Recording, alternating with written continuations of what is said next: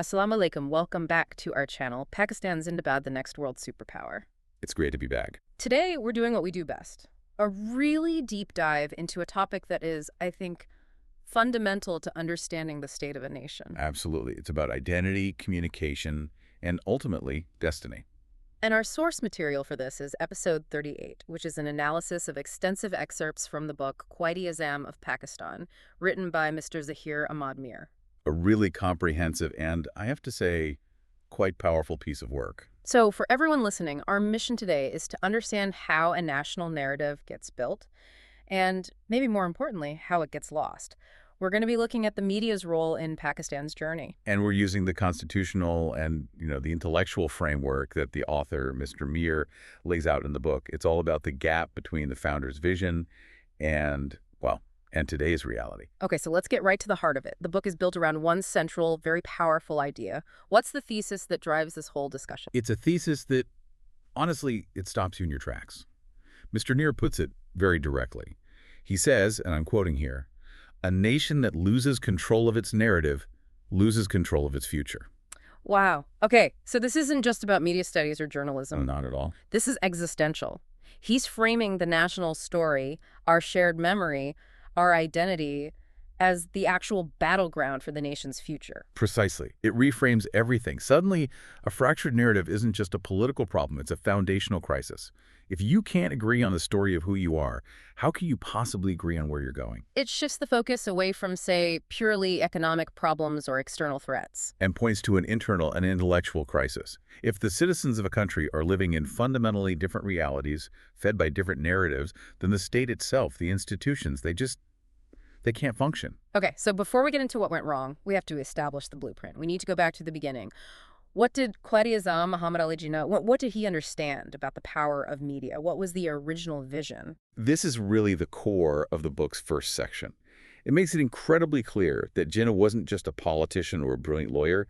He was a master communicator. A strategist. A grand strategist. He saw media not as some sideshow to politics, but as a core tool, maybe the core tool for the massive undertaking of nation building. Okay, let's unpack that. I mean, what were the intellectual components of that belief? How did he see it working? He had this very clear understanding of what the author calls the intellectual chain of influence. And it's a sequence.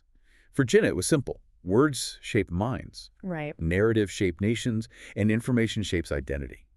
He knew, fundamentally, that a nation built on complex constitutional ideas couldn't survive without a shared intellectual foundation. That makes so much sense. So he wasn't just looking for news reporting. He was looking for the media to actively create something, a consensus, an identity. Exactly. And the book shows how he put that philosophy into practice during the independence movement. His use of media was strategic, it was multifaceted, and crucially, it was rooted in reason. Not emotion. No, reason came first. The first and most basic use was simply to awaken political consciousness. I mean, you have to remember, the Muslim community in the subcontinent was scattered all over. Geographically, culturally. All of it. So the media, the newspapers, the pamphlets, they acted as the binding agent, the nervous system. A political development in Bengal could be understood in the frontier province almost immediately. It created a shared political reality where one hadn't existed before. That's a huge undertaking in the 1930s and 40s. No internet, no television. An incredible feat. But his second use of media is, for me, the most telling part of his vision, and it connects directly to his identity as a constitutionalist. Okay. He used media to educate Muslims constitutionally. This is so important. His focus, time and time again in his writings and speeches disseminated by the press, was on legal rights, on parliamentary procedures, federal structures, the technical path to a new state. So it wasn't just a rallying cry of we need our own country. Not at all. It was, here is the legal framework. Here are the constitutional safeguards for minorities. Here's how a federal system will work to protect diversity. He was, in essence, running a massive constitutional literacy campaign through the newspapers. That's fascinating. It prioritizes intellectual seriousness over, a cheap emotional slogan.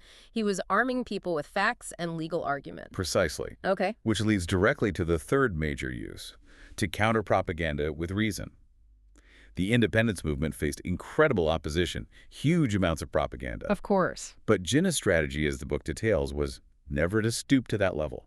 He used the media to meticulously deploy facts, legal precedents, rational arguments. He kept the discourse elevated, sober, and grounded in intellectual dignity. He was setting a standard for public debate that, oh, that feels very distant now. He was demanding that people engage with complex ideas. He was. And all of this served the fourth and ultimate goal, to unite a scattered community into a single, cohesive nation. That was the grand project.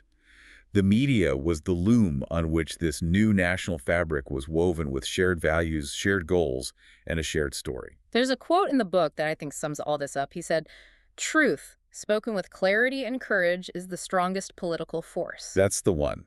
For Jinnah, media was an ethical project before it was anything else. It was a tool for national education and empowerment. To unify, not to manipulate. Exactly, to build intellectual independence in the citizenry. It's an incredible vision, a media system built on truth, reason, and unity, but we know that's not where the story ended. Which brings us to the more painful part of this analysis. Let's get into segment 1, the systemic failures. What went wrong? The book is it's very blunt here. It argues this wasn't just some slow accidental drift. It was a series of specific systemic failures that created a massive vacuum. A vacuum of storytelling. So the national voice didn't just fade away, it was silenced, and something else rushed in.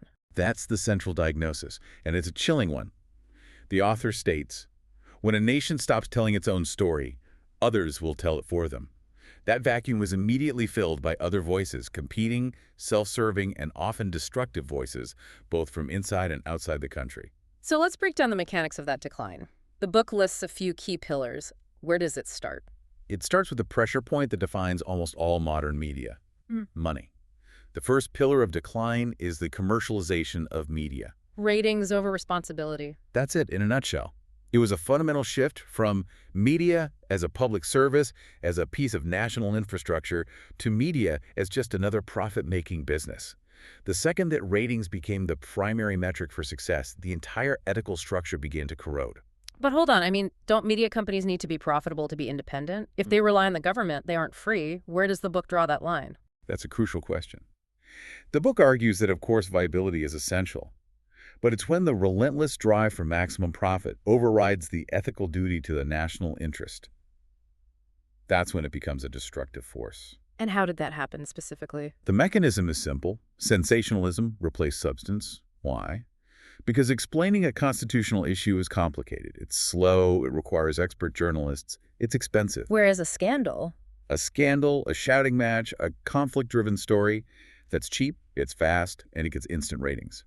The market itself begins to incentivize intellectual laziness. so the audience is fed this constant diet of emotional shortcuts, which over time actually damages their ability to engage with serious issues, the very capacity Jinnah was trying to build. Precisely. And that failure feeds directly into the second and maybe the most destructive systemic failure, the politicization of news. This is where impartiality dies, the cornerstone of Jinnah's model. It's where it was sacrificed.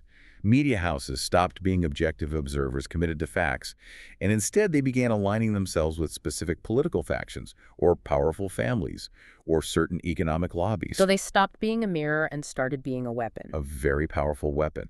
And the book points out how this changes the actual news you consume. First, your news selection is biased. Stories that hurt your team get buried. Stories that help them get amplified, regardless of their actual importance. Okay. Second, funding starts to dictate the editorial line. The owners, or maybe silent partners with the political agenda, they start setting the narrative. And third, and this is critical, it destroys accountability. A journalist's job is no longer to hold power to account. It's to make sure their side wins. They stop holding their own accountable for anything. And that just shatters public trust, right? If I know every channel has a team jersey on, I start to view everything with suspicion. Objective truth becomes optional. It becomes impossible to find, which flows logically to the third failure, the profound erosion of journalistic ethics. Once profit and politics are your main drivers, the old rules just go out the window. You summarized it in the outline as opinion replacing verification and emotion replacing evidence. That's a total collapse of the profession. It is. The book really hammers this point home. Standards like verification, balance, getting multiple sources, demanding evidence, these aren't luxuries. They are the bedrock of a functioning public square. When that bedrock turns to sand, all you have left is outrage, emotion, and convenience. And in that environment, rational debate is impossible because you can't even agree on the basic facts. So you have commercialism, you add political alignment, you take away the ethics, and the result, according to the author, is the fourth pillar of this decline, the absence of a unified national narrative. It's the inevitable outcome. You can't have a single coherent national story when every major news outlet is telling a different story, each one designed to help a different faction. So citizens end up living in different realities. Completely different, mutually exclusive realities. They don't just disagree on the solutions to problems, they disagree on what the problems even are. They disagree on history, on facts, on everything. That sounds like a recipe for total paralysis as a country. It is. And that paralyzed, fractured state creates the perfect opening for the fifth and final failure the book identifies: foreign narrative penetration. This is where outside players come into the picture. When a nation's own story is weak and confused, others will gladly offer one of their own. And the book is very clear on this. External agendas, whether they're about geopolitical competition, cultural influence, or economic narratives, they don't need to fight and defeat a strong national narrative. They just need a weak one. They need a vacuum. And how does that penetration actually happen? It can happen when domestic media houses, sometimes knowingly, sometimes not, start to amplify ideas or stories that originate from foreign sources and that might actually undermine the country's own constitutional principles or national interests. So, because the nation failed to tell its own story, one based on Jinnah's vision of unity and rule of law, the void was filled by stories serving someone else's agenda. The vulnerability wasn't a failure of defense. It was a self-inflicted wound. The national storytellers abandoned their post, and that left the public mind completely unprotected and vulnerable to manipulation, whether from inside or out. That is a devastating analysis, and it leads us perfectly into segment 2, the stakes. Why does this matter so much? The book puts it in stark terms. Media is not neutral. It either builds nations or breaks them. How does it have such a huge impact? Because media is the primary factory where a society's perception of reality is manufactured. If that factory is churning out distorted, polarized, or just plain false products, then every decision the society makes, political, economic, social, will be based on a faulty premise. You're navigating with a broken compass. A broken compass on a stormy sea. The book breaks down 6 specific areas where the media has this decisive make-or-break influence. Okay, let's go through them. Number 1 is political behavior. Right. If citizens are constantly fed a diet of outrage, polarization, and misinformation, how are they going to behave politically? Their voting choices, their willingness to compromise, their respect for democratic institutions, it all degrades. The book basically says that destructive political behavior is a logical outcome of a destructive media diet. The media trains the citizen how to act, and if the training is bad. The outcome is societal fracture, which leads to the second area, public trust. This is the absolute bedrock of any functioning society. You can't govern without it. You can't. And the book draws a direct line from media failure to the collapse of public trust. When people are presented with a dozen conflicting realities and they suspect every source is biased, they stop trusting the institutions those sources report on. The courts, the police, the legislature, the military. Everything becomes suspect. When that happens, governance just grinds to a halt. Every policy, no matter how sensible, is seen as a trick by some faction, leading to endless opposition. Absolutely. The third area is social harmony. This one seems obvious. If conflict gets more clicks, Then you create more conflict. It's a self-fulfilling prophecy of division. If the business model rewards you for pitting one ethnic group against another or one province against another, then the very social fabric of the nation is systematically torn apart for profit. Jinnah's vision of unity and diversity is inverted. it's terrifying. Okay, number 4, national morale. This is more psychological, right? It is, but it's incredibly important. A constant barrage of negative, cynical, or sensationalist news creates a deep sense of hopelessness in the population. A nation needs a certain level of confidence and optimism to tackle big challenges.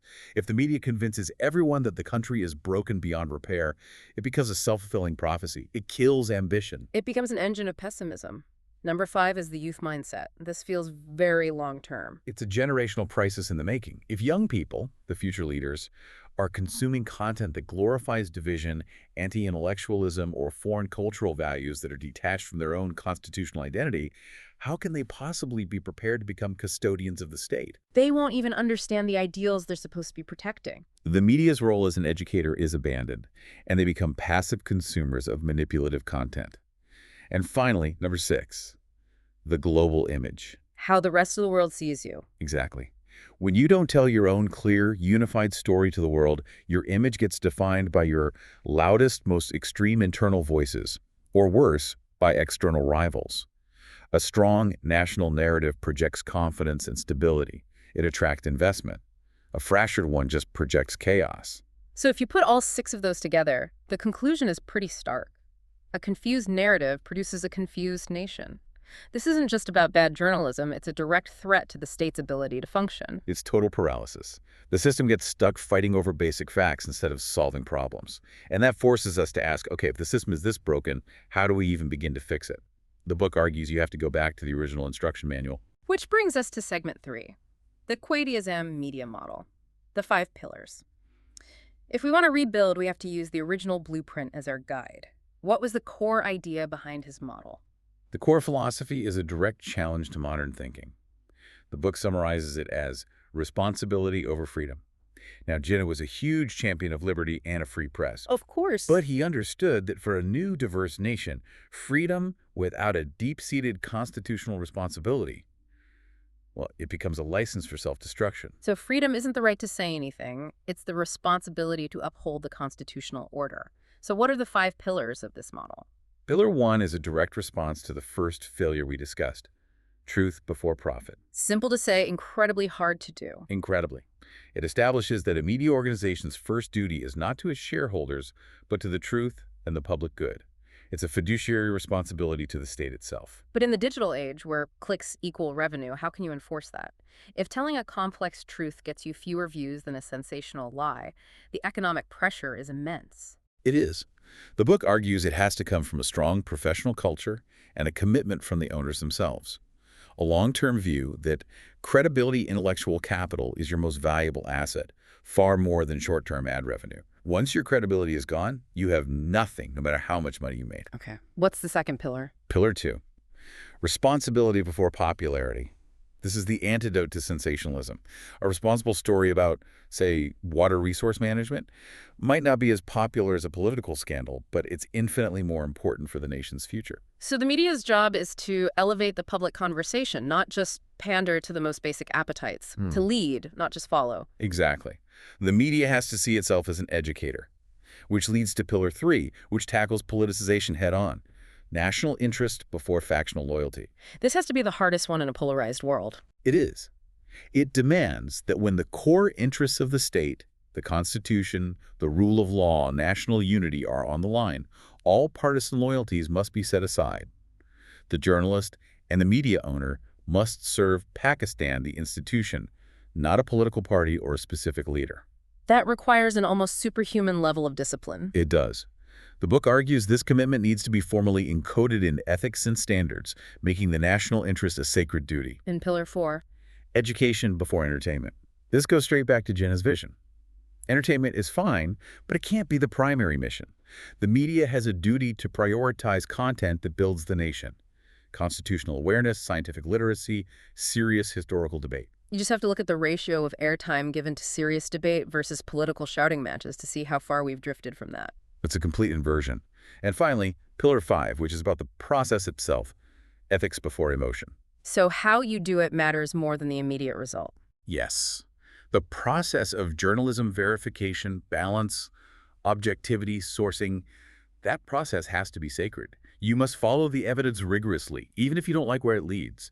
And you must resist the temptation to go with an emotional story that you haven't fully verified. And the book ties this all together with that central idea. Freedom of expression does not mean freedom from responsibility. That's the core tension. And the responsibility Jinnah envisioned was an internal ethical one, not one imposed by government censorship. The challenge is building a professional culture strong enough to enforce these standards on itself. Which is just so much harder today, isn't it? In this digital age where everyone's a publisher and lies spread instantly. How do you possibly enforce truth before profit when the algorithms of social media actively reward the opposite? It makes it exponentially harder, but it also makes it exponentially more necessary. The book's implication is that if the mainstream professional media doesn't hold this line, the digital chaos will simply create an even bigger vacuum for manipulation and disinformation to fill. The collapse of professional ethics just accelerates the digital firestorm. So revival isn't just a nice idea, it's an urgent operational need. which brings us to segment 4.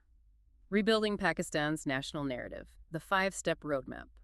The book's practical plan for recovery. Yes, this is where it moves from diagnosis to prescription. Concrete institutional steps. And step 1 is the biggest challenge of all. Defining the narrative itself. If you're going to tell a new story, what does that story have to be rooted in? The author is very specific. The new unified narrative must be anchored in 5 non-negotiable principles. First, constitutional values. Second, Jinnah's vision. Third, the rule of law. Fourth, unity and diversity. And fifth, national dignity. That's a powerful framework. It's not just vague patriotism, it's tying the national story to its legal and ethical foundations. What does it mean in practice to root a narrative in constitutional values? It means that every story, every debate, is framed within the context of the Constitution as the supreme law of the land. It means creating content that explains to people their rights and responsibilities, the checks and balances of government. It's about making the Constitution a living document in people's minds. And tying it to Jinnah's vision keeps it focused on reason and democracy, while the rule of law demands a focus on accountability for everyone. Precisely. And unity and diversity is the explicit rejection of a monolithic identity, instead celebrating the nation's different cultures as a source of strength. And finally, national dignity means telling the story with confidence and aspiration, not from a place of victimhood. The book says the nation has to know who it is and where it is going. Without that, nothing else works. It's the essential first step. You can't start the journey if you haven't agreed on the destination. Okay, so once you have the vision, what about the day-to-day work of journalism? What's step 2? Step 2 is ethical media standards. This is the practical cleanup operation. Media houses have to aggressively recommit to the professional standards that were lost. This means mandatory, enforced internal rules for things like verification. No claim gets published without multiple independent sources, period. No more sources say. No more. Then, balance presenting opposing views fairly, and crucially, accountability. When you get something wrong, you issue a prominent immediate correction. You own your mistakes. It's about rebuilding the professional infrastructure from the ground up, and the book has a very strong warning about this, doesn't it? A very strong one. It says, an unregulated narrative is more dangerous than censorship, meaning if the industry doesn't regulate its own ethics, the resulting chaos and public anger will eventually invite a much harsher external intervention. Self-regulation is the price of freedom. That makes a lot of sense. Step 3 deals with something that has become incredibly blurred today, separating news from opinion. This is absolutely critical for rebuilding trust. The book's argument is simple. Facts must remain sacred. News reporting has to be objective, neutral, and based on verifiable evidence. Opinion and analysis are also vital, but they must be clearly labeled and kept separate. So the audience always knows if they're getting a report on what happened or someone's interpretation of what it means. Exactly. And a key part of this is that the media must start acting like the nation's intellectual immune system. It has to actively identify and expose propaganda and disinformation, whether it's coming from domestic factions or foreign adversaries. Stop being a carrier of the virus and start being the antibody. But it can't all be on the media's shoulders. The audience has a huge role to play. That brings us to step 4. Step 4 is a massive civic project, media literacy for citizens. The idea is that even a perfect media ecosystem is useless if the audience is unable to think critically. You have to train the consumer. So what skills are we talking about here? It's about teaching intellectual independence, how to spot manipulation techniques like emotional framing or whataboutism, how to check sources for yourself, how to engage with information critically instead of just absorbing it passively. The book stresses that this needs to start early, in schools, to inoculate the youth against manipulation. A well-informed, critical audience creates a market for good journalism. They reward substance and punish sensationalism. It creates a virtuous cycle. The demand for trash collapses when people are trained to want intellectual nutrition. And finally, step 5. This isn't just about cleaning up the mess, it's about proactively building something new. Exactly. Step 5 is national platforms for positive storytelling. The book argues that Pakistan must consciously and institutionally promote content that actually serves the nation-building agenda. And this isn't government propaganda. No, is public interest storytelling rooted in the 5 principles we just discussed. So, for example, the author suggests creating high-quality, engaging educational programming on science and tech, or creating documentaries and even dramas that explain constitutional history and the rights of citizens, content that provides historical clarity to counter myths. and content that promotes scientific thinking and celebrates indigenous cultural confidence. So you're consciously using narrative power to reinforce the constitutional identity of the state, grounding the public conversation in something constructive. The goal is to make the ideal real, to use stories to articulate the values of rule of law and unity, and to build a shared future based on the standards set by Quaid-e-Azam. So, to pull this all together, we've looked at Jinnah's original powerful vision for media. We've seen the 5 systemic failures that led to its collapse, the 6 existential stakes for the nation, and now this rigorous 5-step roadmap for revival. It's clear that this whole debate over the media isn't just political, it's existential. The state of the narrative truly dictates the state of the future. It does. The analysis Mr. Meer provides in this book is so thorough. It connects all the dots from the 1940s to the current crises and shows how failing to control the national narrative is the root cause of so many other conflicts. His conclusion really says it all. A nation that controls its narrative controls its destiny. And the final command in the book is so direct, it's a call to action. Reclaim the narrative, restore truth, and Pakistan will rediscover itself. The argument, at its core, is that the real battle for Pakistan's future isn't just on its borders or in its economy. It's being fought in the minds of its citizens every single day. And that brings us to our final provocative thought for you, the listener. The book clearly identifies that the biggest single cause of this narrative failure has been the rise of factional and political loyalty over loyalty to the truth and the national interest. So the question for you is this. In our modern age of digital echo chambers, where algorithms are designed to feed your biases and intensify your loyalties, how can you, as an individual citizen who wants to uphold Jinnah's vision, effectively choose to consume and support the national interest over your own intense factional loyalty? It requires a kind of intellectual courage, a conscious choice what you click, what you share, and ultimately what reality you choose to accept. That individual choice, when multiplied by millions, is the only way the narrative can truly be reclaimed.